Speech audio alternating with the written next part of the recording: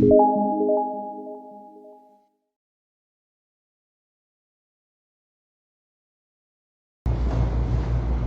mandou também eu ficar em pé, eu estou em pé. Bom dia a todos, que a graça e a paz esteja com todos. Amém. É bom poder estar reunidos em nome do nosso Senhor Jesus Cristo. Amém.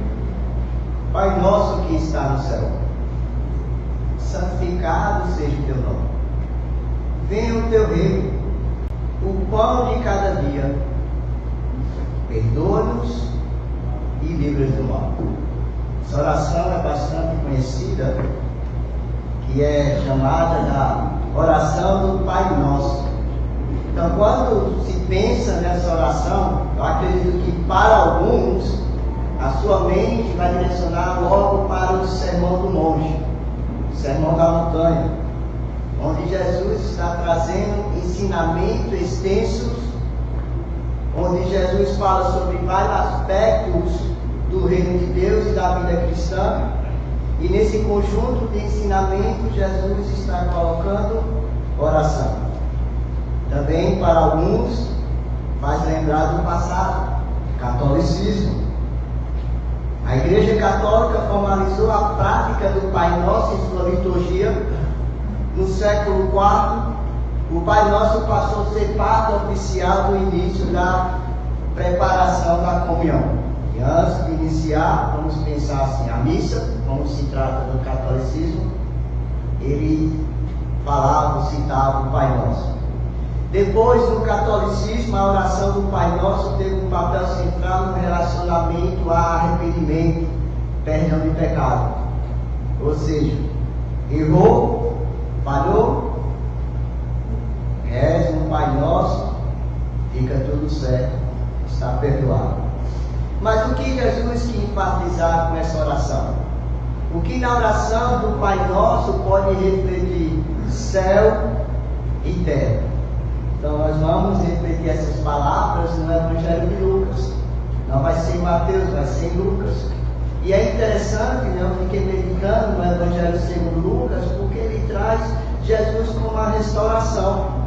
Então ele vem trazer o Pai Nosso como meio de uma restauração na vida dos discípulos. Então essa oração começa a ser ensinada por Jesus, a resposta a um pedido de alguns dos seus discípulos. Lucas capítulo 11, versículo 1. De uma feita estava Jesus orando em certo lugar. Quando terminou, um dos seus discípulos lhe pediu: Senhor, ensina-nos a orar, como também João ensinou aos seus discípulos. Então é interessante que Jesus estava orando. Então ele estava sendo um exemplo. Por causa disso veio a pergunta: ó Senhor, João Batista ensinou seus discípulos. Então essa prática de ensinar discípulos a orar era algo comum. Os rabinos também ensinavam no templo as pessoas a orar. Só que os discípulos dizem: olha, nós que somos os seus discípulos, nos ensina a orar. Então, ponto importante, aqui está sendo a referência da oração de João Batista. A Bíblia não fornece um texto específico, João Batista transmitindo tais palavras aos seus discípulos, ou eu também não lembro ele mesmo citando tal oração. A referência de João Batista aqui implica que ele também tinha uma prática de oração. E seus seguidores seguiam conforme a sua oração, que nós sabemos. Porém, sabemos que de acordo com as Escrituras, João Batista, ele era um pregador de arrependimento, chamava as pessoas ao batismo para perdão dos pecados, e sua mensagem era centrada na preparação para a vinda do Messias. Possa ser que, pensando nisso, sua oração tivesse em mente arrependimento e a vida do Messias. É uma probabilidade. Só que aí Jesus responde a pergunta e começa a ensinar a orar. Versículo 2 a 4.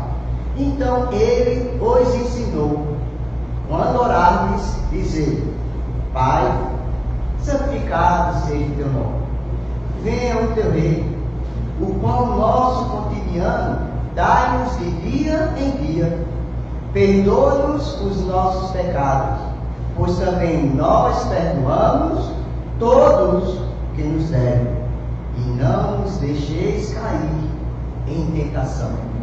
Então Jesus começa a ensinar os seus discípulos a orar, e ele inicia com a palavra Pai. Pai que expressa a palavra Pai lá do alto, Pai celestial, Pai, Deus Pai. Então Deus está começando, Jesus está começando a ensinar essa oração com reconhecimento e aproximação. Pai que está lá no alto, Deus Pai. Então o reconhecimento de Deus Pai, ele diz: santificado seja teu nome. Teu nome é santo. Então Jesus está ensinando que a oração deve honrar e glorificar Deus, porque Ele é santo. Então teu nome é santo. Por Ele ser santo, aí Jesus continua: venha o teu reino, reine nos nossos corações, reine naquele de quem está orando. Porém, a perspectiva de reino é um pouco diferente para nós nos dias de hoje. Porque quando Jesus disse: venha o teu reino, era como se fosse a oração para o reino chegar. Só que hoje o reino está presente. E por o reino estar presente, então é como se fosse a oração dos dias de hoje: Pai, continua reinando em nossos corações. Continua, não é sua vida habitando naquele de quem ora. Então, o reino de Deus é manifestado e revelado na igreja. A igreja, ela revela o reino de Deus. Então, que a igreja, na oração, que a igreja continue a manifestar o reino de Deus na terra, porque o reino já está presente.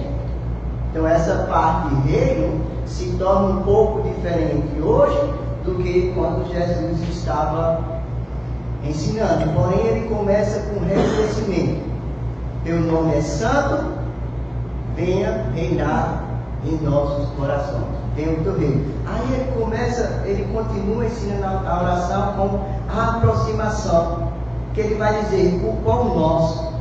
Então a oração se aproxima de Deus, porque Deus, ele é um provedor. O pão nosso cotidiano dá-nos de dia e de dia. O trabalho que cada um de nós temos faz parte para nós termos o que comer. Porém, Deus é a fonte da bênção do nosso trabalho. É Ele que está, porque Ele é o provedor. Então, tem a nossa parte, é claro, nos dedicarmos, trabalhar fazendo como para o Senhor. Isso Ele deixa claro na carta de Colossenses: faça o seu trabalho como se estivesse fazendo para o Senhor, no caso dele, Jesus Cristo. Só lembra que a fonte da bênção para ter ali é Deus está provendo. Ele é o provedor. Depois, Jesus continua a sua oração dizendo: perdoa-nos. Agora a aproximação de Deus, o reconhecimento é Deus Pai como um juiz. É aquele que tem o destino em suas mãos. Ele tem a justiça. Ele é justo. Então, perdoa os nossos pecados, porque também nós perdoamos a todos que nos devem. Então Deus, ele é juiz, ele é um ser de justiça. Porém, pensando nesse aspecto aqui de perdoa-nos, duas coisas podem destruir a felicidade e a utilidade de um cristão mais que tudo. Primeiro, pecado não confessado. Segundo, não perdoando.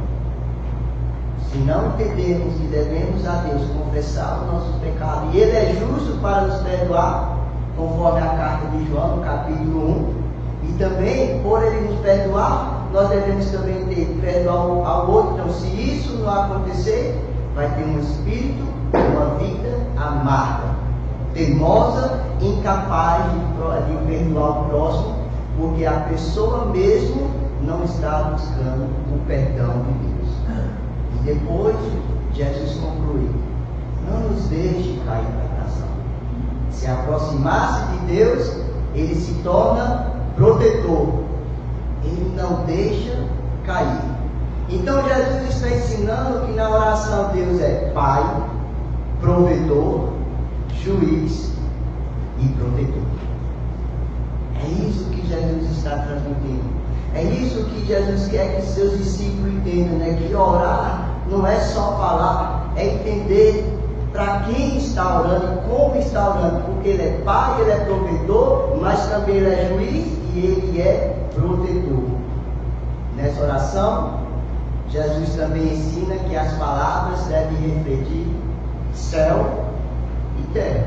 Mas como oração, ela vai transmitir céu e terra. Céu é quando as palavras estão direcionadas a expressar a pessoa de Deus, a entender quem Ele é. E terra é quando as palavras são ditas, que vai expressar a nossa vontade, a nossa necessidade. Então Jesus está transmitindo aqui que a oração reflete céu e terra.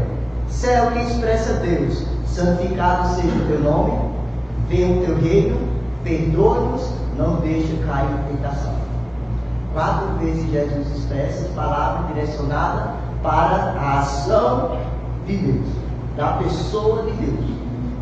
E as palavras expressadas na terra, a nossa vontade, com nosso e tentação. 2 apenas. 2 apenas. Na oração está mais relacionado a quem é Deus do que as nossas necessidades. Então, pensando nisso, como está a nossa oração?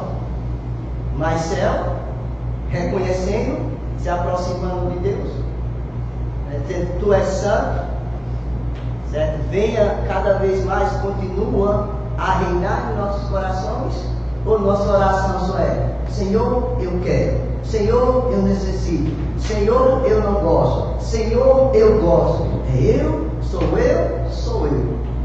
Então Jesus está ensinando: reflita céus e terra. A lição sobre oração, Jesus está dizendo: dedique-se à oração, porém aproxime-se e reconheça a Deus. Para aprender a orar, a primeira coisa que precisa fazer é começar a orar. Comece a orar, que se aprende a como se deve orar. Porém, é interessante que tais palavras do ensinamento de Jesus não continua só aqui. Jesus ainda continua ensinando sobre a oração, porque Jesus conhece o coração dos seus discípulos, nos nossos corações. Jesus também entende que, apesar de ele especificar o céu, mas também ele sabe que tem a terra, que tem a nossa vontade. Aí agora, do versículo 5 a 8, Jesus vai continuar ensinando sobre oração, que a oração deve ser persistente. Aí Jesus vai trazer uma parábola, que é até, em algumas versões, pode dizer o amigo importuno.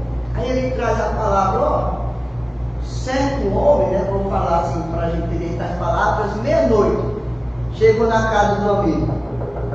Fulano, amigo, por favor, meia-noite, certo? Eu venho aqui à tua procura, por favor, porque agora chegou um amigo em minha casa.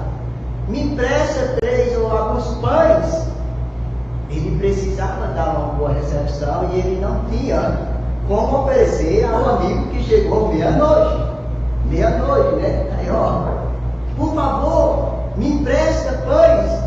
Rapaz, olha a hora, não me incomoda, mas por favor, eu necessito, meus filhos estão dormindo, não me perturba. E ele, mas por favor, é só você que eu posso confiar, é só você que está em mim. Nossa, se você acordar minha esposa, vai ter problema. Você sabe que quando a esposa acorda no meio da noite, ela fica chateada e vai ter problema. Por favor, não me perturba. E ele insistiu, foi persistente, que no final do versículo 8, Jesus diz: digo-vos, se não se levantar para dar-vos por ser seu amigo, todavia o fará por causa da importunação, e lhe dará tudo o que tiver necessidade. Ele deu, então tá bom, sabe? Ou se eu não der, você vai ficar a noite toda aqui me perturbando. Então toma os pães, né? Vai embora em nome de Jesus, não é isso? Então, mas o que é que Jesus está querendo ensinar com essa parábola? Será que Deus é um amigo relutante que precisa ser coagitado a nos dar o que nós necessitamos, porque nós necessitamos de algo que só Deus para nos socorrer? Então é isso que Jesus está dizendo, que Deus é aquele que não quer ser incomodado e precisamos ser importuno? Claro que não. Mas o que é então que Jesus está transmitindo nessa parábola? A mensagem da parábola poderia ser expressada dessa forma: se um amigo relutante pode ser persuadido a atender um pedido por causa da sua persistência, quanto mais o nosso Pai Celestial, que está pronto e disposto a nos abençoar, porque Ele é Deus Pai, provedor e protetor. Amém. Persistência. Jesus está dizendo: ore e seja persistente. Paulo vai dizer: orar sem cessar. Esteja sempre o hábito de orar. Porém, Jesus continua ainda ensinando sobre oração. Versículo 9 a 13. Por isso vos digo: pedi e dai-vos-á, buscais e achareis, batei e abre-se-vos-á, pois todo o que pede, recebe, e o que busca, encontra, e o que bate, abre-se. Qual dentre vós é o pai que, se o filho lhe pedir pão, lhe dará uma pedra? Ou se pedir um peixe, lhe dará em lugar peixe uma cobra? Ou se lhe pedir um ovo, lhe dará um escorpião? Ora, se vós que sois maus, sabeis dar boas dádivas aos vossos filhos, quanto mais o Pai Celestial dará o Espírito Santo àqueles que lhe pedirem. Então Jesus ensina que agora nessa oração precisa ser o quê? Paciente. Então ele faz a ilustração, né, de dizer aos seus discípulos: olha, ele está dizendo aos seus discípulos: vós sois maus. Não sabe muitas vezes essas palavras. Mal, muitas de vocês muitas vezes não entendem ou não reconhecem quem é Deus e como Ele pode agir. Então vocês são maus, né, que possa ser que também outra expressão de mal é você dar, mas ao mesmo tempo fica amargurado, quer algo em troca, mas dá. Mas se nós que somos maus podemos dar coisa boa, imagine o Pai Celestial, quanto Ele pode fazer. E nesse jogo que Lucas está transmitindo, de pedir, buscar, bater, o que ele deixa claro e importante é: se dedique ao Espírito Santo, busque para o Espírito Santo, bata para obter o Espírito Santo. Então Lucas vê o dom do Espírito como bem maior. Se esforce para o Espírito Santo. Então, era importante que os discípulos aprendessem a orar. E Jesus ensinou que na oração precisa se aproximar e reconhecer Deus. A oração reflete céu, a pessoa de Deus, terra, também que é nossa necessidade, e ela deve caminhar juntas. Céus, reconhecendo como é Deus, Pai, provedor, o pão esse que podemos também aplicar não só o pão físico, Ele provê também o nosso alimento espiritual. Jesus disse: eu sou o pão da vida. Mas Ele dá, mas também devemos estar atentos à nossa vida, porque a oração diz: olha, Ele é juiz. Se é juiz, vai ter uma sentença. E nessa sentença ele vai agir com justiça. Qual vai ser a justiça de Deus? Os que têm o Espírito é a justiça para a vida eterna. O que não tem o Espírito, a justiça vai ser para a morte eterna. E ainda Jesus diz, olha, ele também é protetor. Nos protege, ele nos cuida. Diariamente, até o pão físico que nós temos todos os dias é um cuidado, é uma proteção de Deus para com todos nós. Terra, ser. Nossas orações que expressam a terra deve ser a nossa vontade de persistente e paciente. Vamos ser persistentes, não exigindo o que nós queremos, mas paciente para confiar em Deus.